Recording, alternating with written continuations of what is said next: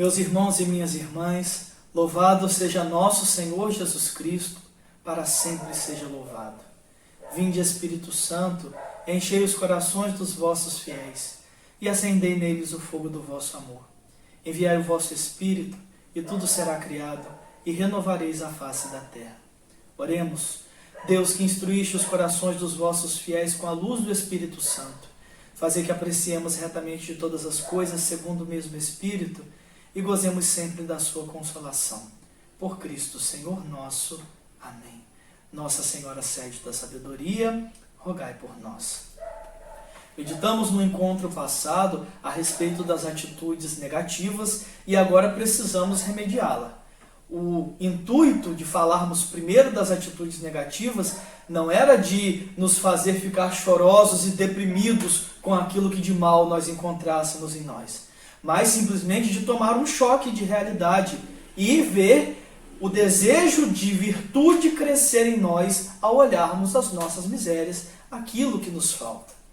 Se num primeiro momento nós nos encontramos na Sexta-feira Santa, nesse evento de encontro com o sofrimento que nos tira o chão, que de alguma forma até mesmo nos abate, muitas vezes nos deixa revoltados, nós não podemos nos deter aí. Nós precisamos dar um passo a mais, precisamos ir ao Sábado Santo, ou seja, precisamos viver agora este tempo de reflexão, de aprofundamento e de sanar aquilo que de ruim nós fizemos inicialmente ao nos depararmos com o sofrimento. Sabemos que o homem sozinho nada pode. Nós desejamos passar pelas situações do sofrimento e superá-las. Desejamos nos tornar pessoas melhores. Desejamos vencer aquilo que nos pesa. Mas nunca podemos perder do horizonte da nossa visão que a história se constrói com duas mãos dadas. As mãos do homem unidas às mãos de Deus. Portanto, nesse processo de superação, nesse processo de assimilação, para que eu não permaneça para sempre no susto da Sexta-feira Santa, para que eu não permaneça para sempre na desolação do encontro com o sofrimento, eu preciso ter atitudes que vão me fazer superar isso, a mão do homem. Mas eu também preciso recorrer à graça de Deus. Ou seja, o espírito do homem se fortalece no Espírito de Deus para unidos superarem essas dores, esses sofrimentos, essas situações adversas. Mas se Deus ele está sempre disponível a nós, ou seja, só nos basta nos abrir a Deus para que Ele nos derrame esta torrente de graça que nos fará superar aos poucos os nossos problemas, o que então cabe a nós? Se a Deus cabe a nós nos abrirmos, a nós conosco mesmos, cabe então agirmos em união com Deus. E quais são essas ações? É isso que vamos meditar agora. A primeira atitude positiva que nós podemos ter, logo após esse momento inicial de encontro com o sofrimento, é a advertência. Já falamos dela quando falávamos a respeito da realidade da dor. Dor e sofrimento são sempre um alerta para nós de que algo não vai bem. E nos alertam também muitas vezes de que aquilo que não vai bem porque nós escolhemos errado, porque nós persistimos num caminho mau, porque nós não fizemos nada antes, num tempo que podia ser feito, para que as coisas não chegassem a um grau tão extremo. Mas muitas vezes nós rejeitamos, vamos nos deleitando na alegria, né? Vamos sorrindo, vamos vivendo de festa em festa, vamos nos colocando sempre para fora, né? Nessa efusão de alegria, mas não nos adentramos, não entramos para dentro de nós, não fazemos este movimento de reflexão, esse movimento de interiorização, que vai nos fazer também descobrir que até mesmo em meio às alegrias, nós podemos ir consertando os caminhos para que tristezas maiores não venham depois. Não é vivermos em função do sofrimento, mas também não podemos viver uma alegria esquecendo que um dia o sofrimento baterá a nossa porta novamente. Porque ao vivermos dessa forma, somos primeiramente inconsequentes e depois não nos preparamos para essas situações que às vezes facilmente poderiam ser resolvidas. A advertência, ela é essa pergunta, né? Esse estalo da nossa consciência que faz com que depois de ver o problema, é uma pergunta que nós fazemos a nós mesmos. Qual é a minha participação nesse problema? Fiz alguma coisa para que isso acontecesse? E se fiz, o que posso fazer para superá-lo? É a análise do problema. Eu paro de olhar a casca do problema e entro nele para tentar entender um pouco do que está acontecendo comigo ou até mesmo com alguém que está perto de mim, que sofre e do qual eu sofro com ele. Não basta eu passar a vida jogando pragas sobre os sofrimentos que me acontecem. Não basta eu passar os meus dias lamentando porque a minha vida é uma sucessão de problemas, se eu não entro na estrutura do problema e tento resolvê-lo. Muitas vezes a minha vida é uma sucessão de problemas e problemas iguais porque eu não resolvi o primeiro. Aí eu caio de novo no segundo, no terceiro, no quarto. Por quê? Uma coisa que podia ter sido resolvida desde o início. Mas como eu gasto mais tempo culpando os outros pelos problemas que eu passo, ou até mesmo eu gasto mais tempo fugindo do problema do que tentando resolvê-lo, ou eu passo mais tempo detido naquele susto do problema, do susto do evento, do sofrimento, do que tentando entender a estrutura dele, ele vai se repetindo muitas vezes. A atitude da advertência é esse alerta que nos faz perscrutar, que nos faz esmiuçar o problema e tentar entender nele por que ele me dói tanto. Esse problema ele me dói tanto porque de fato ele é grave ou porque eu estou sensível demais? Esse problema está me doendo tanto porque eu estou sendo complacente, ou seja, eu estou querendo que ele fique comigo, ou de fato é uma realidade que não tem como eu tirar de mim agora? Ou seja, é uma atitude de revisão. Diante do sofrimento, eu preciso olhar e dizer, o que sou eu dentro disso tudo? E o que isso tudo está fazendo dentro de mim? Por que esse sofrimento que eu estou vivendo está me devastando, enquanto alguém que está do meu lado viveu ele e o passou de uma forma tão tranquila? Será que eu posso aprender alguma coisa com essa pessoa que está do meu lado para superar isso? Será que essa pessoa tem alguma coisa a contribuir para que eu possa olhar isso de uma forma diferente, encarar isso de uma forma diferente? São perguntas que a advertência nos faz num segundo momento, depois que encontramos o sofrimento. Outra atitude é o aprofundamento. É uma consequência direta da advertência. Logo que eu passo na advertência a me perguntar o porquê aquele sofrimento me dói tanto, qual é a minha participação nele, automaticamente eu passo a me conhecer melhor. E me conhecendo melhor, eu posso me fortalecer para não cair de novo nos mesmos erros, para não enfrentar de uma forma tão ruim o sofrimento das próximas vezes que ele voltar. Enquanto vencemos um sofrimento, nunca podemos ter a convicção de que vencemos uma guerra. Na verdade, nós vencemos uma batalha de toda uma guerra que vai acontecendo ao longo de nossas vidas. E não só na sua vida, na vida de todos. Todos nós passamos por essas lutas ao longo das nossas vidas. Cada um na sua intensidade, cada um em uma área da vida. Mas todos nós, ao longo de toda a vida, passamos por diversas batalhas. Vencemos um sofrimento à medida de que aprendemos com ele e de que nos elevamos acima dele. Ou seja, transformamos aquilo que nos doía numa oportunidade de ser uma pessoa melhor. Aí eu venci o sofrimento. Mas se isso não fica assimilado na minha vida, se isso não é uma constante atitude de meditação, se isso não é uma disposição que eu crio em mim, se isso não é algo que eu procuro ser constante naquilo que eu alcancei, e se eu passo a esquecer isso, ou seja, adquiri a virtude, acabou o sofrimento, morreu a virtude com o sofrimento, ora, eu vou novamente voltar ao estágio zero quando um outro sofrimento aparecer. Se eu não me torno uma pessoa melhor diante desse sofrimento e não me torno uma pessoa melhor, não só durante o período do sofrimento, mas por toda a minha vida, quando outro sofrimento vier, eu vou estar na estaca zero novamente. Ou seja, o que é a atitude do aprofundamento? É me conhecer melhor. É tentar buscar essas virtudes é tentar melhorar essas atitudes que eu tenho de uma forma constante. Eu tenho que estar constantemente olhando para dentro de mim e reconhecendo que uma hora ou outra essas atitudes negativas estão aparecendo. E constantemente eu tenho que começar a enxertar essas atitudes positivas nas atitudes negativas para que as negativas morram e as positivas floresçam. É isso que constantemente eu preciso fazer.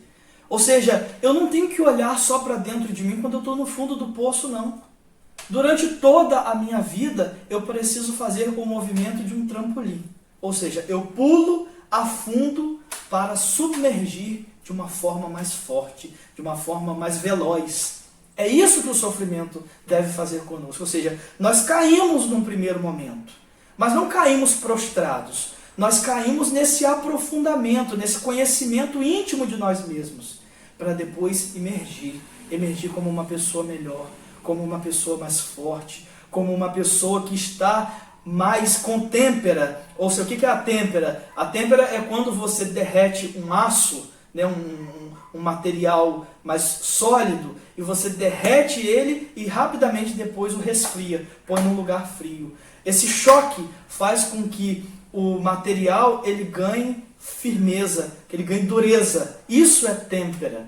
Ou seja, passado pelo fogo das provações e depois resfriado na alegria das nossas, alegrias cotidianas, das nossas realizações, é nesse movimento que nós precisamos adquirir têmpera, firmeza, para que os próximos eventos da nossa vida, sejam eles bons ou ruins, sejam vividos com mais sobriedade, com mais clareza, com mais maturidade. Até mesmo as alegrias. Nós estamos nos detendo no tema do sofrimento, mas uma pessoa que também não consegue aprender com os acontecimentos da sua vida, ela não sabe nem ser feliz bem.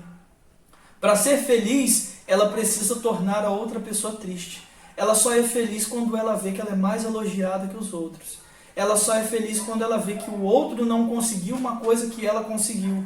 A pessoa só consegue ser feliz quando ela sai de si mesma, quando ela se entorpece, porque consciente como nós estamos aqui, ela não consegue ser feliz. Uma pessoa que não sabe sofrer, ela também não sabe ser feliz. Uma pessoa que não amadurece no sofrimento, muito menos amadurecerá durante seu tempo de alegria. Por isso, o aprofundamento é uma atitude vital para nós. Ela deve ser essa constante, como que um óculos pelo qual nós enxergamos o mundo. Precisamos olhar tudo de uma forma profunda, principalmente a nós mesmos.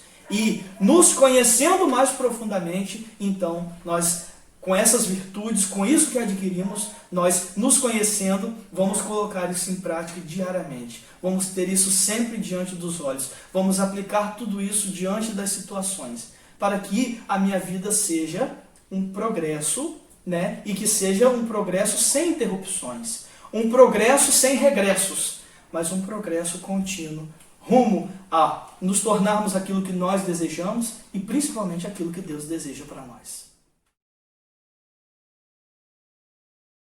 Uma terceira atitude positiva que nós podemos ter diante do sofrimento é certamente a comunhão.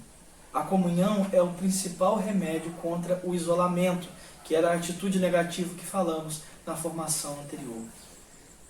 É uma atitude inversa ao fechamento.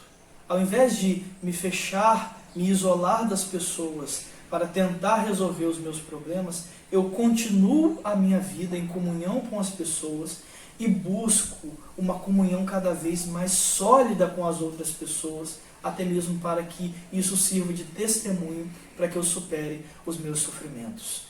A busca de uma comunhão não é a busca de relações frágeis ou simplesmente de pessoas que me façam rir.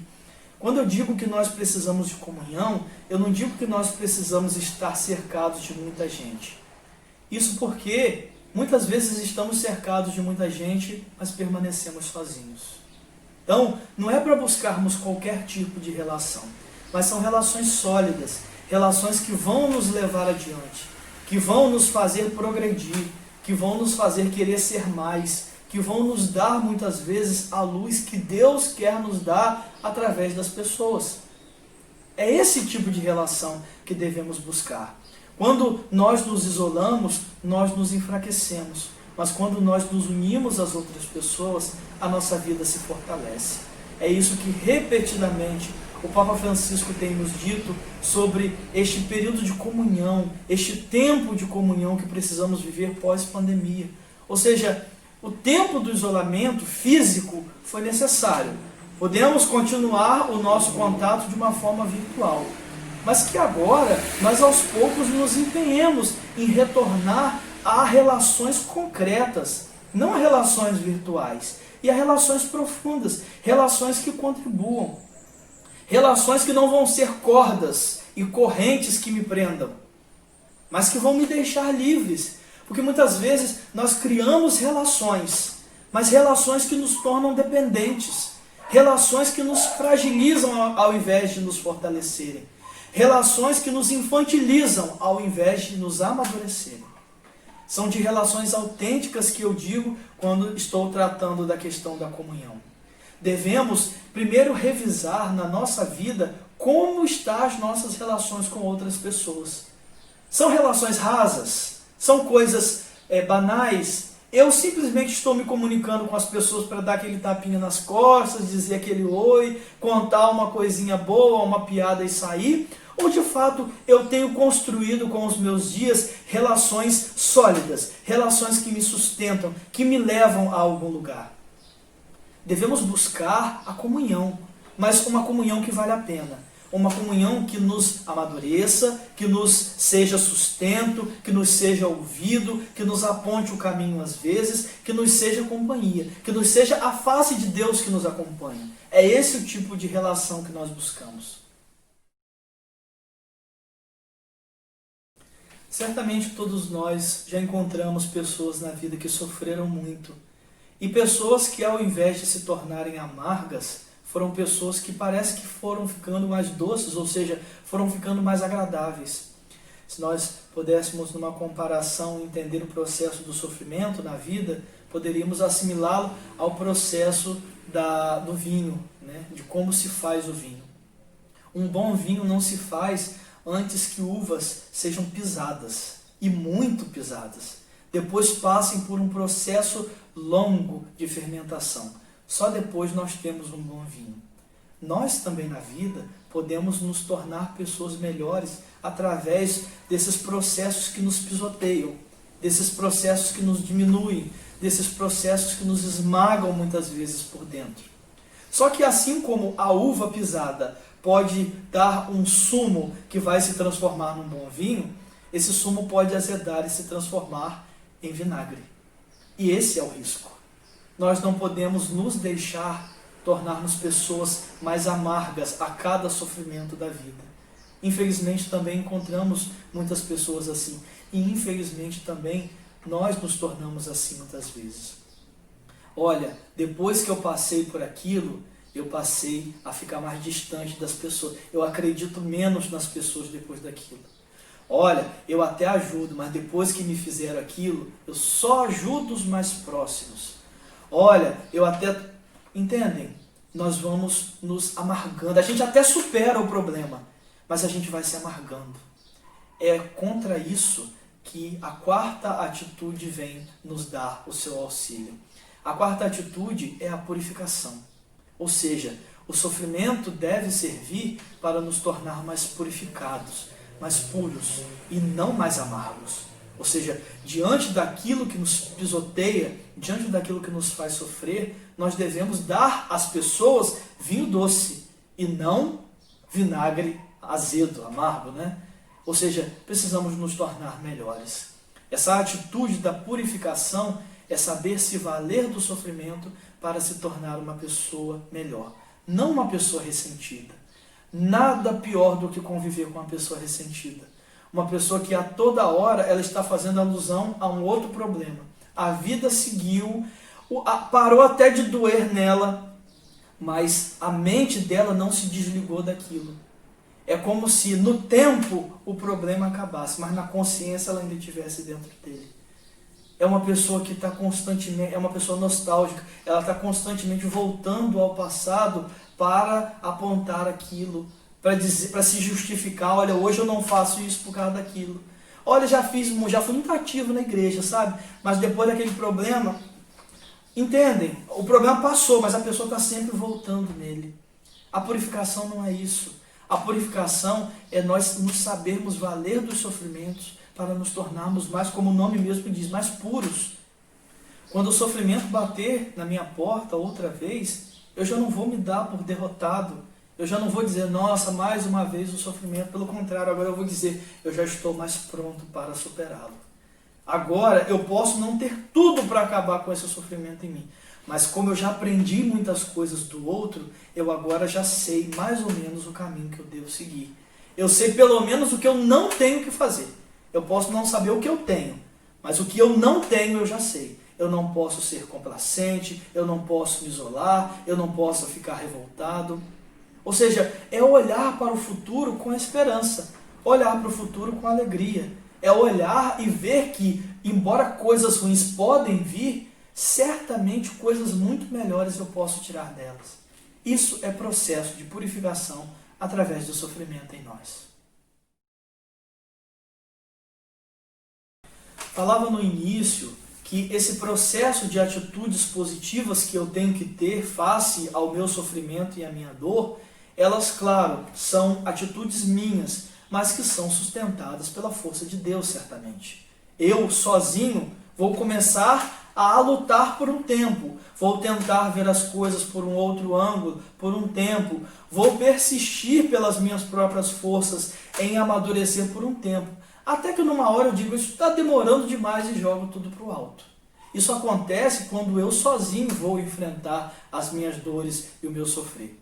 Mas, como diz o livro de Isaías, aqueles que estão em Deus não se cansam nunca, mas ganham asas de águia. Ou seja, aqueles que estão unidos a Deus num bom empreendimento não se cansam. E se por algum motivo se cansam, não se detêm no cansaço, mas ganham uma motivação interior para superar aquilo. O Papa Francisco, na sua encíclica Lumen Fidei, ou seja, Luz da Fé, ele nos fala sobre como a fé opera em meio ao nosso sofrimento e qual é o papel da fé no meio disso tudo. Diz o Papa Francisco, a fé não é luz que dissipa todas as trevas, mas lâmpada que guia nossos passos na noite. E isso basta para o caminho. O que ele quis dizer? Às vezes, nós queremos que a fé seja como um farol que ilumina todo o caminho para a gente enxergar tudo. Parece que por sermos de Jesus Cristo, Ele tem que nos dizer por antecipação tudo o que vai acontecer, tirar tudo de ruim, ou pelo menos já nos dar, antes que aconteça, as armas para lidar com aquilo. A gente acha que ser cristão é quase que ser um vidente, é enxergar tudo que está para vir pela frente. Ora, a fé não é luz que dissipa todas as trevas, mas é lâmpada que guia os passos na noite. O que é isso? Não é um farol que vai iluminar tudo, mas onde você está pisando, a sua fé é capaz de iluminar. E você não precisa querer mais que isso. Isso basta para o caminho.